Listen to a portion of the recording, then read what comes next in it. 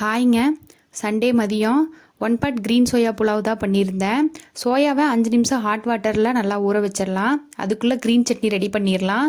கொத்தமல்லி, புதினா, இஞ்சி, பூண்டு, பச்சை மிளகாய், ஒரு பெரிய வெங்காயம், கொஞ்சமாக தண்ணி ஆட் பண்ணி இந்த க்ரீன் சட்னி வந்து ரெடி பண்ணி வச்சிடலாம். பேனில் பட்டை, கிராம்பு, ஏலக்காய், அதுக்கப்புறம் நம்ம அரைச்சி வச்சுருக்கிற க்ரீன் சட்னி அதில் ஆட் பண்ணிக்கோங்க.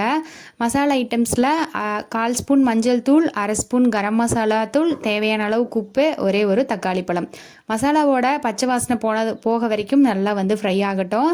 அதுக்கப்புறம் நம்ம ஊற வச்சுருக்கிற சோயாவை இதில் ஆட் பண்ணிக்கலாம். நான் வந்து 1 டம்ளர் அரிசிக்கு 2 டம்ளர் தண்ணின்ட்டு ஒரு 2 மணி நேரம் ஊற வச்சுருக்கேன். இந்த அரிசி தண்ணி எல்லாமே இதில் ஆட் பண்ணிவிட்டு உப்பு சரியாக இருக்குதான்னு பார்த்துட்டு ஒரு கொதி வந்ததுக்கப்புறமா குக்கர் விசில் மூடி போட்டு 3 விசில் வந்ததுக்கு அப்புறமா எடுத்து சர்வ் பண்ணோம்னா ஒரு அட்டகாசமான டேஸ்ட்டில் க்ரீன் சோயா புலாவ் டக்குன்னு ரெடி ஆகிடும். அவ்வளோதாங்க. நாளைக்கு வீடியோவில் பார்க்கலாம். பாய்.